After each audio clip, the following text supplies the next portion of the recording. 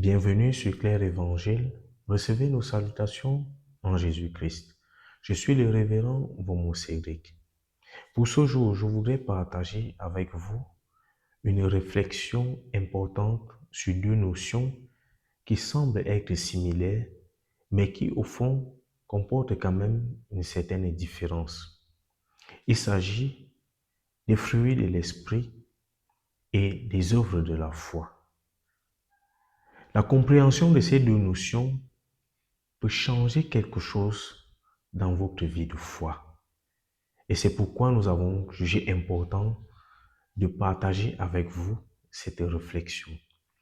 En effet, l'apôtre Jacques,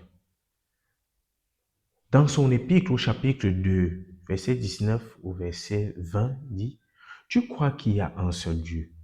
Tu fais bien. Les démons le croient aussi et ils tremblent.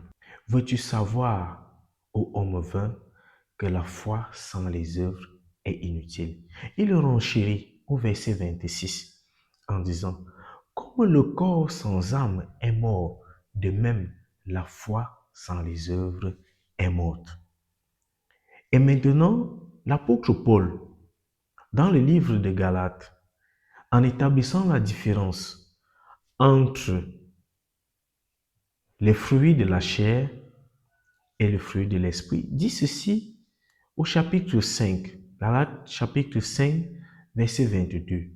Mais le fruit de l'esprit, c'est l'amour, la joie, la paix, la patience, la bonté, la bénignité, la fidélité, la douceur, la tempérance.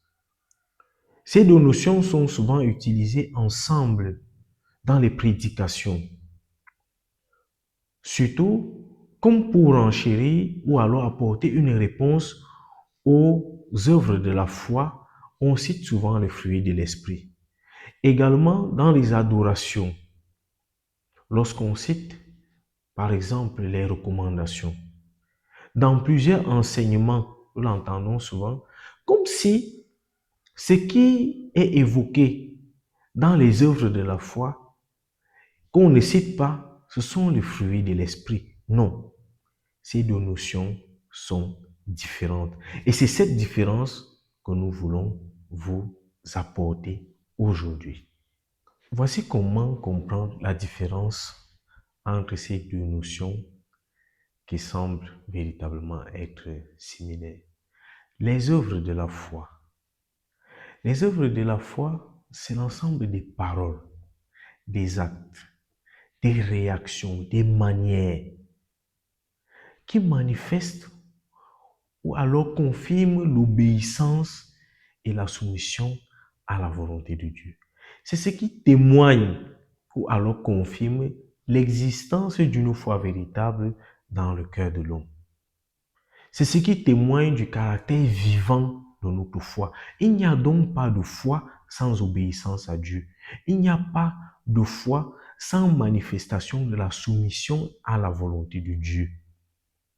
La foi qui semble donc être dans un cœur et qui ne se manifeste pas par la soumission et l'obéissance à la volonté de Dieu est une foi morte en elle-même parce que elle ne manifeste pas cette obéissance qui doit être conséquente à l'acceptation de notre Dieu, au fait que nous ayons déjà reposé notre espérance et notre assurance en ce Dieu créateur et tout-puissant que nous reconnaissons comme étant notre Dieu.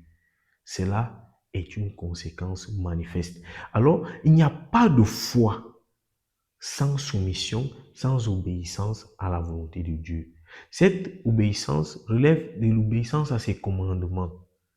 Ces commandements, cela relève également de l'engagement à son service parce que ceux qui se sont repentis, qui ont accepté Jésus-Christ comme leur Seigneur et Sauveur, se sont mis à sa suite, ils se sont mis au service de l'Éternel. Ils sont donc ceux qui enseignent, ceux qui adorent, ceux qui louent Dieu partout où cela est nécessaire parce qu'ils participent à l'œuvre de l'évangélisation. Il n'y a pas de foi qui soit dans le cœur sans manifester l'obéissance à la volonté de Dieu, qui se caractérise par la soumission à sa volonté, au respect de ses commandements, de ses recommandations, mais aussi au service du Seigneur dans son Église. Voilà ce qui est des œuvres de la foi. Maintenant, pour ce qui concerne le fruit de l'esprit, le fruit de l'esprit vient de l'âme ou alors du cœur de celui ou celle qui croit en Dieu. Et cela se manifeste de manière visible par certaines qualités spirituelles ou alors morales qui sont le résultat de l'action du Saint-Esprit dans le cœur de ce croyant. Cela dit, le fruit de l'Esprit vient de l'intérieur, de l'action du Saint-Esprit qui va permettre que la transformation qui est faite dans le cœur de celui qui a déjà cru, et parce qu'il a reçu le Saint-Esprit, l'on verra désormais la différence par sa manière de se comporter. Dans son être tout entier, il va donc produire des fruits. Et le fait qu'on parle du fruit, le fruit, ça veut dire que c'est un ensemble de manières qui concordent avec cet ensemble de valeurs morales et spirituelles.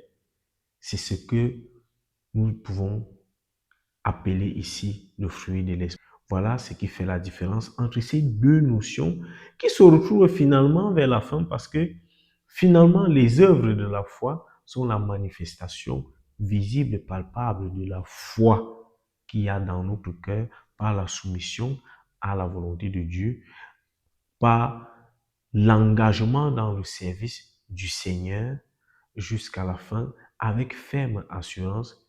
Et maintenant, les fruits de l'Esprit sont une manifestation du Saint-Esprit dans notre être qui touche notre cœur et qui nous transforme pour faire de nous une créature nouvelle qui va donc produire des fruits agréables. Or, nous savons bien évidemment qu'ils sont nombreux les disciples qui ont cru en Dieu, qui ont cru en Jésus-Christ, qui ont eu la foi, mais sans recevoir le Saint-Esprit. C'est le cas des disciples que Paul rencontre à Éphèse et il leur demande s'ils ont reçu le Saint-Esprit lorsqu'ils ont cru. C'est dans le livre des Actes, chapitre 19, de 1 à 2. Et leur réponse est négative. Ils n'ont même pas entendu parler du Saint-Esprit.